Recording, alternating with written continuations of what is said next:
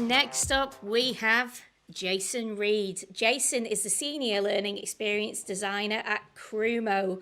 For those of you who don't know Croomo, they're based in Brisbane and the work that they do is absolutely amazing. Now, Jason's going to be talking to you about the VR and micro learning. So, without further ado, I'm handing you over to Jason Reed. Welcome to the Learning Conference. Thank you so much. And thank you so much for having me. I'm really excited to be included in the event. There's been so many great speakers today and I'm having a really good time and I hope everybody else is too. So like Kath said, I'm going to talk about microlearning and VR. And I've got two projects that I'm going to showcase today. And I wanted to, before I get into those, I wanted to just tell you a little bit about myself first, and then I'll get into some examples and to go through some of that nitty gritty.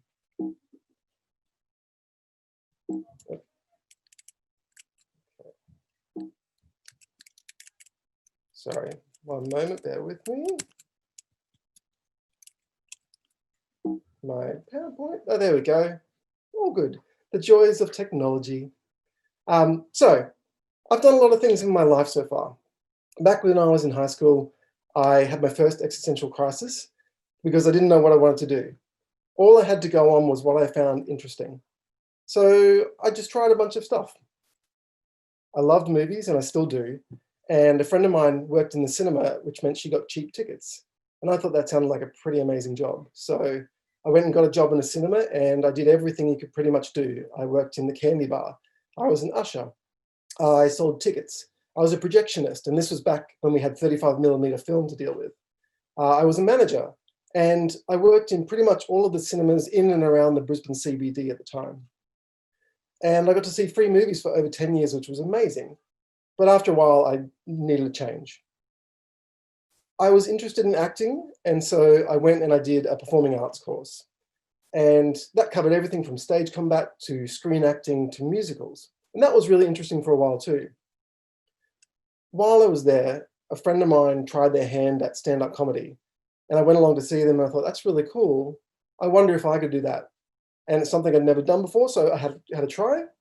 I did some open mic nights, I entered Raw Comedy, and I got to the semi-finals. So I guess I was funny, but not that funny.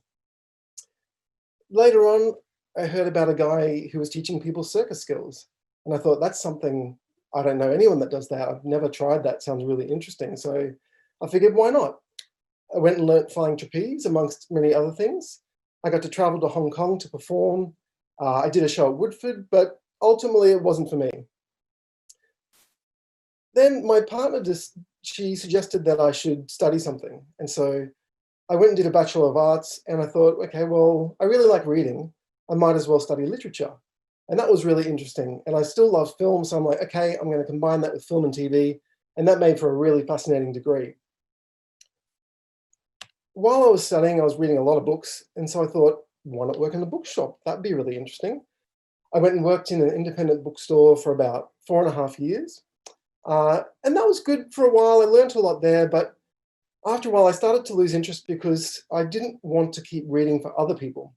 Because you have to read what the book of the month is and new releases and keep up to date. And I really wanted to get back to reading for myself. So I kind of moved on from there. And the next thing I did, I was like, well, I'm pretty tech savvy. I like to help people learn. What's a nice combination there? And so I ended up working at Apple. And my job there was as a trainer. So basically to help people understand how to use their devices, everything from their phones and tablets to their laptops. I delved a bit into accessibility learning as well for people who are vision impaired. And that was good for a couple of years, but eventually it wasn't quite right. I needed something different. Along the way, I started to get interested in screenwriting, and I've been a screenwriter for quite a while now, and written a bunch of features and a TV pilot, and I'm working with a director on some projects, and that's held my interest for a long time. Now, probably I'd say something from each of these different experiences I had has helped me get to where I am now at Croomo. And I say all of this not to brag or to kind of demonstrate all the things I've done, but I think that the point I want to make is that it's the things that I pursued, the only reason I went after them was because they were interesting to me. And I only stayed if they were engaging and meaningful or relevant. And I don't think that I'm necessarily unique in that approach. Sure, not everyone's been in the circus or done stand-up comedy, but in terms of something needing to be interesting and engaging and meaningful, I think this is really the ideal baseline for any kind of learning.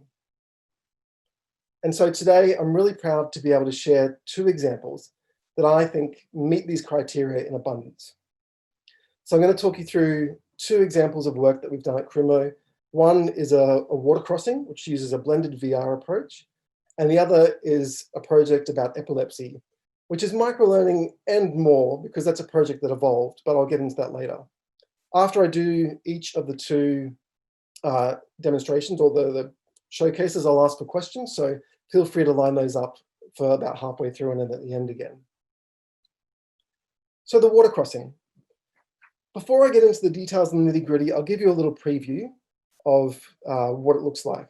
Now you just need to bear with me for a moment while I optimize my video so you can see that, and then we'll keep going.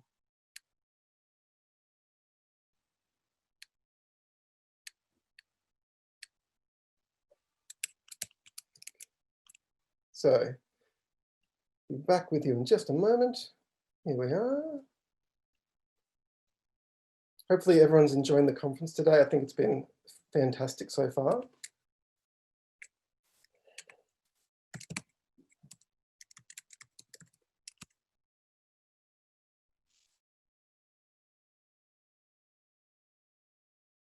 Okay, here we go. So what you're looking at here is a 360 video of four-wheel drive doing a water crossing. I'll play this through and then I'll talk a bit more about it afterwards. And apologies, Keynote doesn't like to format the 360 video properly, so I know it's all stretched out and not really looking like it should, but hopefully you get the idea.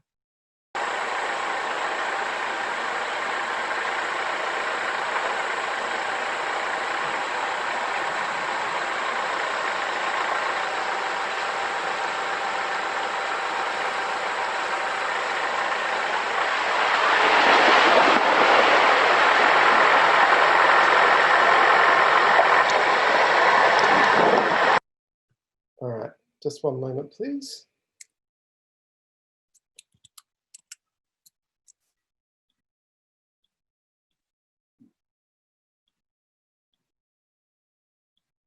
Okay, and we're back. So the client that came to us had people who were doing water crossings in a four-wheel drive on a regular basis. They drove in a lot of rural areas, and they would often have to cross water, such as creeks or any low-lying areas, places that filled up with water after heavy rain. And as I'm sure a lot of you probably know, there are a lot of dangers involved with this, and people have been injured and even killed trying to do water crossings. Now, sorry, let's skip over that one. One of the things that they were struggling with was a lot of complacency. You know, that people would say things like, it won't happen to me, it's not that dangerous, it's not even that deep, or I don't have time. And, you know, these are people, they're in a big four-wheel drive, they think they're going to be able to get through anything. They've got time pressures, they might have planes to catch,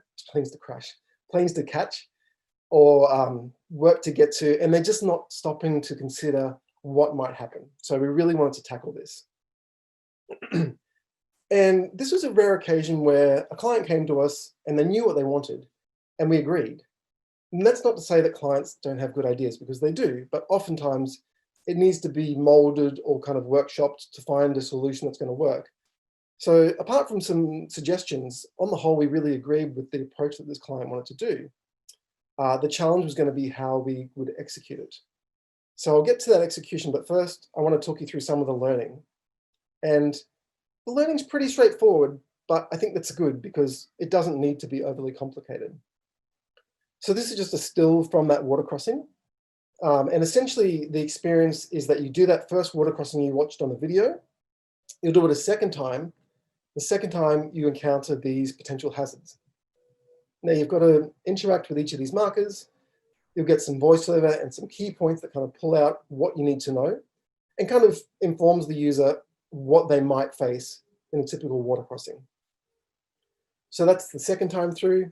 The third time through is similar. Then they get controls, And the controls are things they can use before they cross the water or if they get into trouble as well.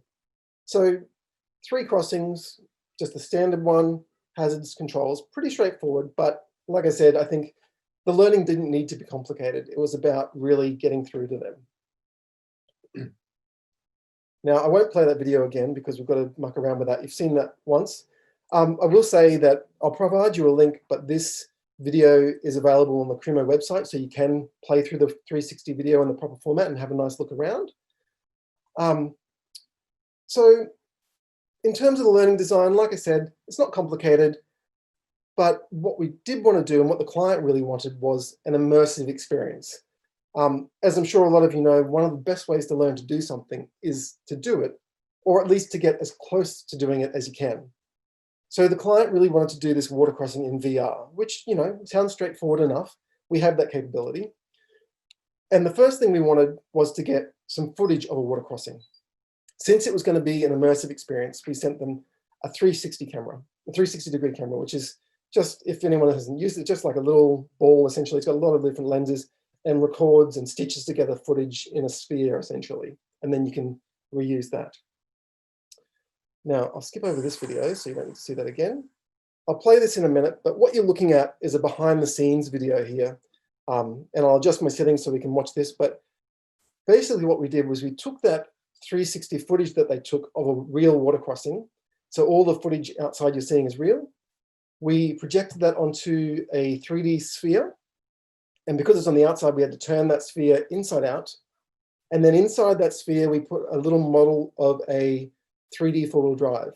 And we found a model that pretty closely resembled the real four-wheel drives that people were using. So let's have a go at sharing this again.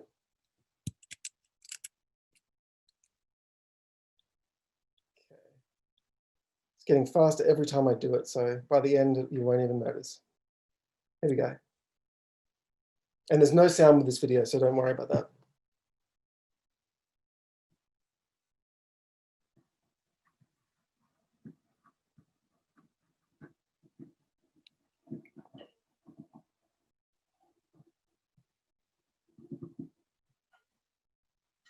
So as you can see, we actually got the 360 camera mounted on the hood of the four-wheel drive. And the way we've positioned that 3D model is partly to give you the right eye line. So when you're looking out of that VR experience, you feel like you are sitting in the car seat at the right height. But also we've positioned it in such a way that your eye line won't ever be able to see the real car in that footage underneath.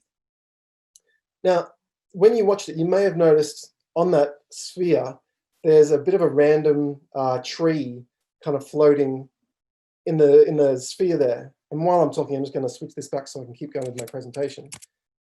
Now that tree is there for a very specific reason. And that is, that tree is there because we needed shadows. So when we recorded the 360 footage, there were naturally shadows filtering through the trees into the real interior. But when we replaced that with a 3D car, there were no shadows coming in across those seats because it's all artificial. And so what we did was put that tree in between the car and the light source so that it would sort of filter through those dappled shadows going across the car.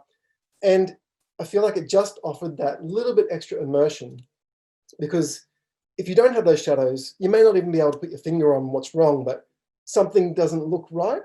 And any kind of little things or any objections that are coming up in the learner's mind is going to take them out of that experience. So we really wanted to make it as seamless as possible. So that's why that tree is there. So VR was one thing, and we had a pretty good idea of how we wanted to do that. But that's not all the client wanted.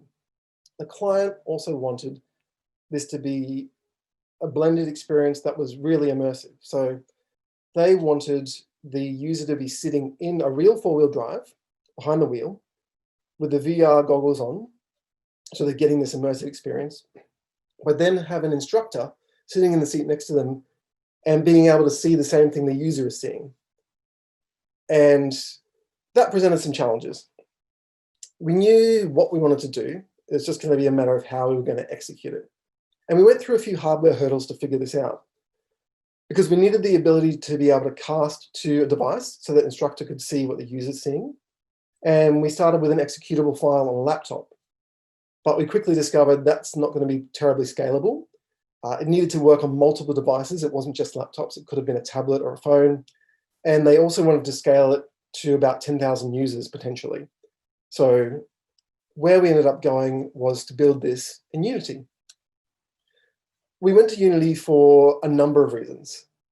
It exports to multiple platforms and really future-proofs this project, because once we've built it, it's in a really modern technology software, and we can just keep on iterating on that if we had to.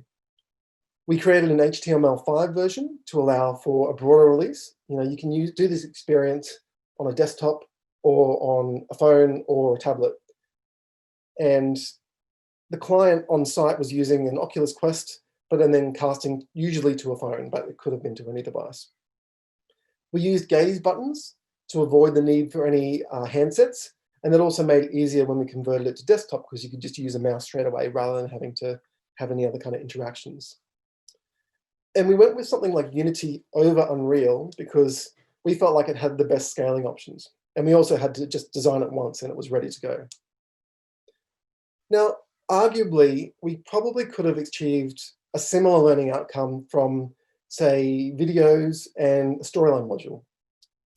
And at Croomo, something we always do is focus on the learning first, before we consider any technology like VR or Unity or anything else at all. But I think this solution in particular really helped to elevate that learning. And I think there's a number of reasons why we felt this was justified. We had, I think, a greater immersion and a sense of scale. When you're looking around in those goggles, you can't see anything else in your peripheral. All you can see is the experience that you're part of. And you get that sense of scale, like it feels and looks real, not to mention you're sitting in an actual car seat in a real four-wheel drive. So it's as close as you can get to doing the real thing. There's also a certain amount of willingness, I think, when it comes to VR. It's more widely accepted now and it's accessible to people and it's become part of the vernacular. It's not a new concept really, but not everyone encounters it day to day still. So there's still a little bit of a novelty in the technology. And I think that entices people to want to try it out. They're willing to have this new experience. And because of that willingness, they're going to let their guard down and they're going to be more receptive to the learning. And I feel like VR in particular has this kind of a nice sweet spot at the moment where it's not so unfamiliar that people are going to be put off or be uncertain, but it's still relatively new. So they kind of have that eagerness to get in there and try it and see what people have been talking about. And I think it really combines those three elements that engage the user. You've got your immersive video, you've got audio, which really enhances that, and you've got this intuitive interaction. They literally just need to move their head around to interact with these buttons and see what they're doing. So that's, in a nutshell, that Safe Drive water crossing. I'd love to hear any questions you have. And while you're thinking of those and writing those down, I'll just say a little bit about Unity. I'm not a Unity developer, and I wouldn't pretend to be, but I have done a tiny bit of training, and I've played with the software, and it's a surprisingly low barrier to entry. So if you've ever been curious about trying it, it's free to download. You can download a whole bunch of free assets and textures and things like that. And I put together a little scene in a few hours one afternoon. I had some trees, some wind, some nice blowing leaves.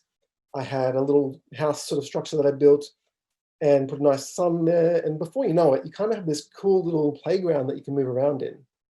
Now to kind of elevate that into something like this, obviously it needs a lot of skill and there's 3D involved with the solution as well. But I guess all I would say is don't be scared of it, but always, I guess, ask the question, is this the right technology for my solution? Is this going to help the user? Because if it's not, it's going to be something nice and shiny, but it's not going to really give you that great learning experience. So please, what questions do you have? Hi, Jason. Hannah here, voice of the audience. So what we've got is we have a question from Emma. She would like to know, are VR solutions expensive? That's a good question, Emma. Thanks for asking that. Yes, but I can't say with a lot of authority. I'm not as familiar with that side of things. Yes, they can be expensive, but with the caveat, it depends what you're doing. We've got some big VR projects we're doing for really big clients who I can't mention, but we're building like basically a digital playground, essentially, where you can move different kinds of vehicles around and you get really high fidelity, accurate, right down to like the nitty gritty buttons and bolts and things like that. So that's quite expensive because we're doing really close to reality recreations. Something less expensive might be this Safe Drive one. I don't know the exact budget, but this would be on the lower end because we've got the 360 footage. That's kind of an easy win. We're using a model of a car. We're not building that. So that's kind of pre-existing as well. And really, it's just about how we put that together and making sure it works. And there's the time in developing it. So I'm sorry I can't give you a precise answer, but I think really, in a nutshell, it's about how expansive you need to go and what's going to be the most beneficial learning.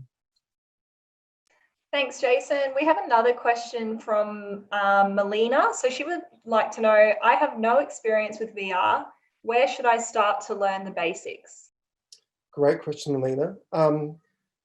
Probably what I would advise is just try some out. You can get things like Google Cardboard, which is just like a little fold-up cardboard device you can get from Google. I think it costs like $6 or $7, something really cheap. You get it in the mail, fold it up, slip your smartphone in, and you hold it up to your face, and you have a little really inexpensive VR experience. I know that PlayStation and kind of gaming platforms have VR as well. There's a lot of things like that, but I guess getting familiar with kind of the landscape of what people are doing and how they're doing it is a really great place to start. Not to say that you have to see everything, but at least you'll be able to talk with some authority around what kind of experiences you've seen, what you think works and what doesn't work, because that's a really important thing to communicate to clients as well. I know, I think Robert Rodriguez made a VR interactive short film, which sort of questioned how much it worked. It was spectacular. It was a great action film, but I don't know if that's the right format for that kind of thing. So hopefully that helps answer your question. I think if you can be familiar and I guess follow people that are doing it really, really well and look at what they're doing and how they're doing it is a really great place to start. Okay, so I'll give you one more, Jason. Does that work for your timing, just to do one more? Yeah, I think that's great. Awesome. So we've got a question from Catherine. She's interested to know if you have a criteria you use when deciding where VR is justified. She's designing hers for training and she has access to a VR team, but she wants to make sure she has clear guidelines as to when she creates VR activities. That's a great question, Catherine. Thank you. I don't know if we have a strict, in terms of like a set of guidelines that we go through, but we do always ask that question. And I think this is sort of our starting point. Is this going to benefit the learner? Are they going to get a better learning experience from this? And could they get the same learning experience from a different format that doesn't have to be VR? That's always our starting point, and there'll be more questions that kind of come out of it after that. We always consider if it's going to help, but we also consider other things in terms of the scope of the project. You know, it might be a great idea to do VR, but it's just not plausible. It might be due to time limitations, budget limitations. In terms of delivery as well is another factor, whether the client has existing infrastructure for their workers or whoever it is to actually be able to experience this properly. With the client I talked about for this one, they then invested in, I'm not sure how many, but a lot of headsets, to roll out to their workforce so they could have this proper experience. So I guess there's factors beyond just asking that question, but it's always great to ask that initial thing, is it going to be the most effective for the learner? And I guess, can we execute it within our limitations, if that helps? Thanks, Jason. No problem. All right, I'll move on to my second project. This one's all about epilepsy. Now I have a video to start off, so I'm going to do my little switch over again. While I'm doing that, I'll just bring this up. The first thing you're going to see is a little video of a robot called Chips. Now, I'll tell you more about him later, but just as I guess a bit of a heads up, what you're going to see is Chips has a short seizure, and then someone's going to sort of position him in the right place afterwards, just so I guess you're forewarned about what I'm going to show you now. Okay,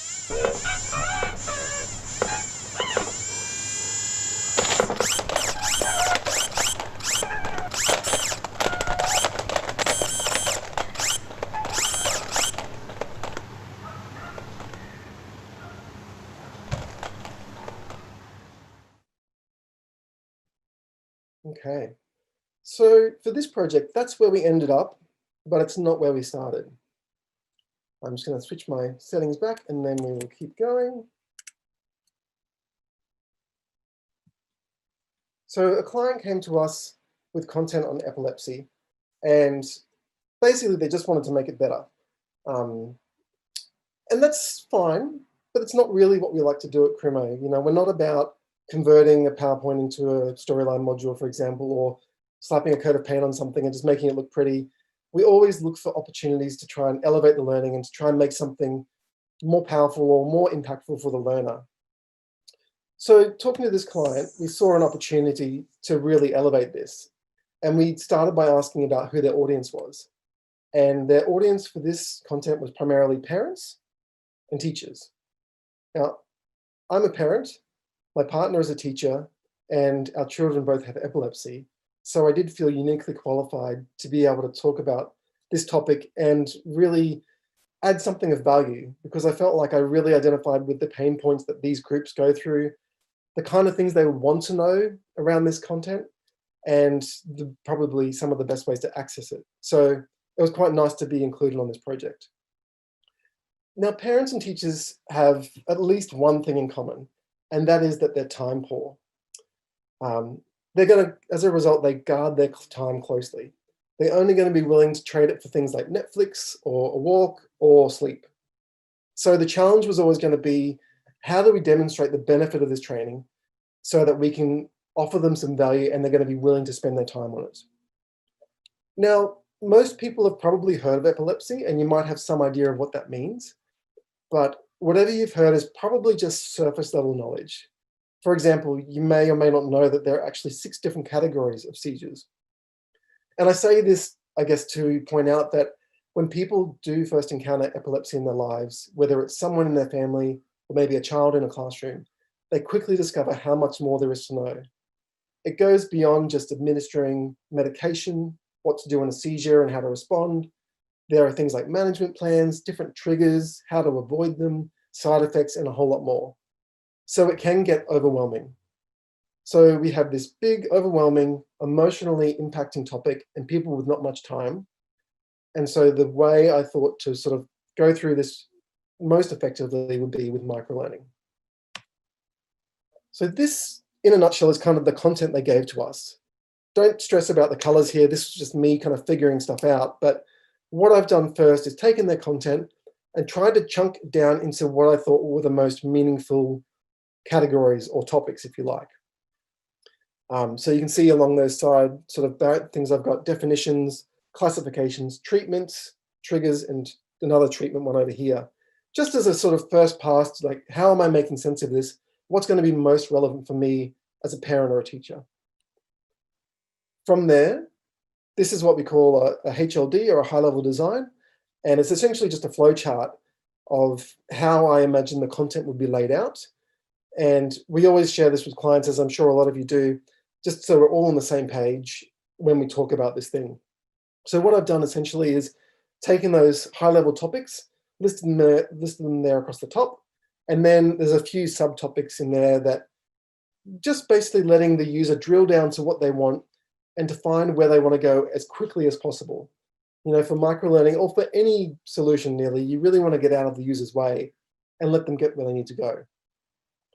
So from here, we develop some wireframes to show to the client as to what it might look like. These are a welcome page. So you've got your logo, the name of the course, and the subtitle. Just really simple. This is what it is. This is where you are. And then we've got a bit of an introduction, some context, and how you use the app. But we basically just quick introduction and getting out of their way. Then they're straight into the content. You've got your home page, you've got a quick access menu, nice big buttons, doesn't really need any explanation, just tap where you want to go. Then once you're into a topic, you've got that page with your content, you've got a little collapsible submenu so you can quickly jump down to the information that's most relevant to you. So we really wanted to focus on making this as easy as possible to use. And as you can see, we've gone for a mobile layout here because we wanted to make this a web app to make it really nice and accessible. So still wanting to make sure that people wanting to use this who are time poor, I've tried to come up with as many different purposes that would maximize the value to them accessing this training. And there's three that I think it really serves nicely. So the first one is general training. You can open this up, go through it from start to finish, learn all the information and get up to speed.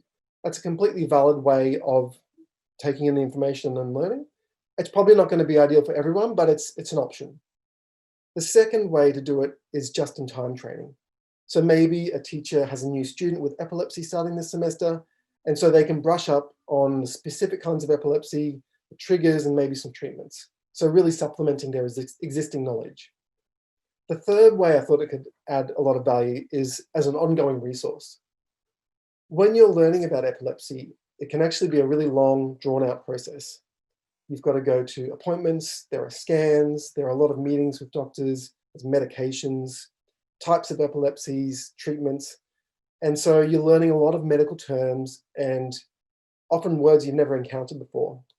So users could look at a glossary and that would help them to make sense of what they're hearing and learning about, but it also links out to those topics in context so they could learn more if they needed to. And we also included an optional activity that would allow users to self-assess their knowledge. So you might want to look to see if you're up to speed on things like seizure triggers, what to look for, how to treat them. But crucially, this was an opt-in exercise. People could choose to assess themselves if they wanted. It was never going to be mandatory because that's just going to slow people down and they're going to get frustrated and they're going to leave. So those are the sort of three ways we wanted to do it. And as you can see, we really opted for a mobile-first deployment. When you're time poor and you happen to have a moment, maybe when you're picking up kids or something like that, you've got your smartphone in your pocket, you can really learn on your own terms. And that's why we also wanted to have it unlocked and make it easy to take advantage of finding those bite-sized pieces of information. It's also, like I said, it's overwhelming, it's a heavy topic, especially if this is someone close to you, if it's a child. And so you may not want to spend a lot of time dwelling on this content. So you might want to just dip in, get what you need and come back out. So ideally, this was going to be a microlearning project, but for a series of reasons, it didn't actually go this way. And it turned into something else. So what you're looking at here is just the title page of a project we did for what's called Via Up, which is a partnership between us and Go1, and they host it on their platform. And it's called Bringing Epilepsy Out of the Shadows.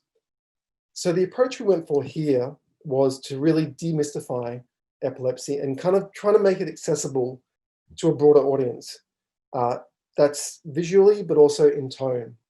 We got some feedback from some users that there was a desire to share some of this content with children, especially children who had epilepsy, and that might help to normalize it for them and make it a less confronting topic. So what we did was we used a narrative to tell this story, and we told a story about Riley, who's a 5-year-old who's been diagnosed with epilepsy. But Riley's not on her own.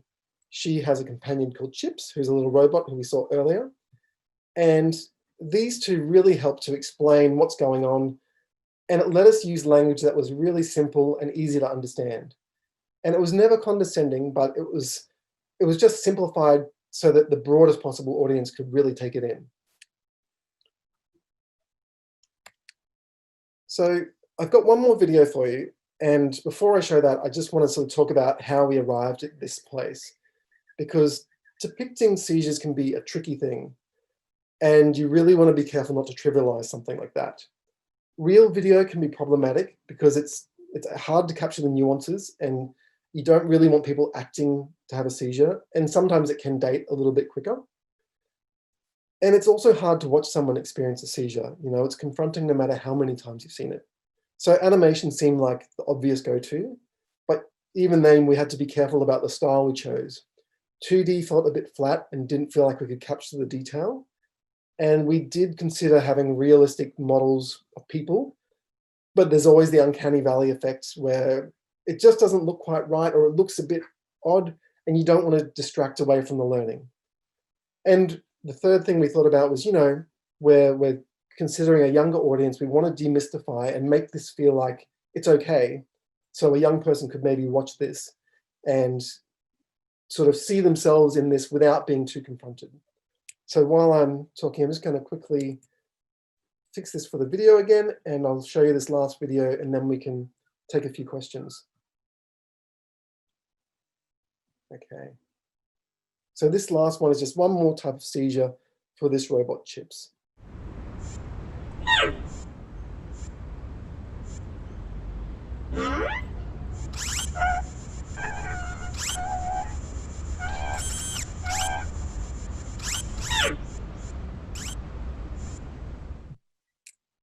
Okay, so I'll just change my settings back, but while I'm doing that, if you have any questions about this approach and you'd like to pop them into the Q&A, I'd be happy to answer them.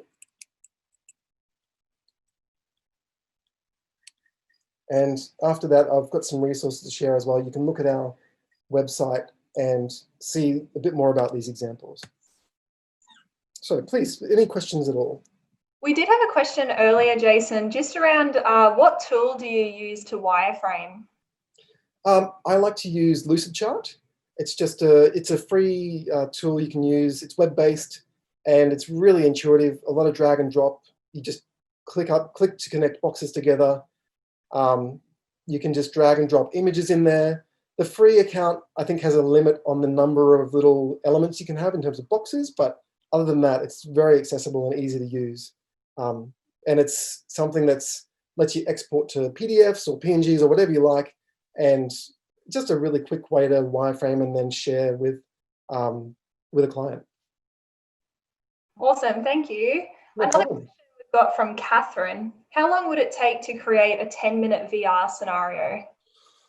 Oh, that's a good question, Catherine. I might need to check with the developers and come back to you on that. I can post it on LinkedIn when I've found out. I'm just going to make a note here. So a 10-minute VR scenario.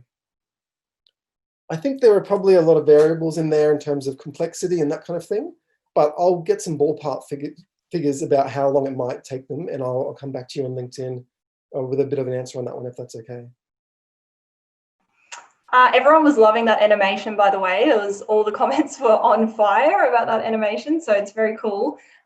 Tiffany would like to know who did that animation. That's our in-house 3D team. They're insanely talented. I think we have about four or five 3D animators at the moment, and they've got a big range of backgrounds. One of them used to do architectural stuff. Another person came to it through another way, but yeah, they're very, very talented. So we're really lucky to have them. And actually, on that point, everything we do that you see here is all done in-house. We have another question from Simon. So Simon would like to know, was the original training aimed at parents and then reworked for children as well? Yeah, it's definitely originally aimed at parents. And I don't want to go into all the details about why the project changed and evolved, but yeah, there was some feedback from the client, sort of from their user group, that they wanted to include children in that demographic, I guess, but still include the parents and the teachers. So just to make it a bit of a broader approach, which is why we ended up going with what we did. Cool, thank you. We've got another question from Anne. So she wanted to say the epilepsy project was so well done and obviously came from a place of it being personal. How would you approach a topic that is sensitive but that you didn't have the personal experience of? That's a really great question. I'm glad you asked that. Anytime it's a sensitive topic, I think it's really important to consult with someone who is part of that group, whether that's an expert, someone who is part of that group themselves, like someone who might have epilepsy, because there's so many nuances and considerations and things like that that you just want to make sure you get right. I think there's a lot of that kind of thing going on in the world right now with different movements, and empathy, I think, is your first go-to for that kind of thing. You want to make sure people are being represented correctly, whether it's racially, in terms of disability, or any other kind of consideration. And there's just going to be so much detail they give you that you won't know from the documentation or from talking to people you're going to get that rich depth of learning from talking to that person or people if you can. All right, so we've got a question from Sonia. Do you need to know coding to use Unity? If so, at what level? You don't. It doesn't hurt if you do want to go further and develop something really complicated, you can know coding. But there's a plugin which the name escapes me right now, I apologize, but you can drag and drop in Unity. It's very user-friendly once you wrap your head around the navigation, which just took me a little bit of fiddling. So it's drag and drop, it's very friendly. You can set up triggers similar to what you might do in Storyline, and there's a plugin that you can use for that, and the name is escaping me right now, I'm sorry, but it's a similar kind of thing where you say, if this does this, then do this. And that was something that someone built to avoid the need to code, because people can usually understand if-then kind of prompts, and you can wrap your head around that. So the short answer is no, you don't need to code, and you can achieve some really cool stuff. Thank you so much, Jason. We've run out of time for questions. Thank you to the audience for your engagement and participation. You can tell that they definitely loved your session, Jason. So thank you so much. So inspiring, so great to see practical examples. And I think everyone's going to take a lot from that session, a lot of inspiration. So thank you so much for being at the Learning Conference. No problem. Thank you for having me. And thanks everyone for your questions. Great. Hang tight, everyone. We've got our next session coming up very soon. Thanks.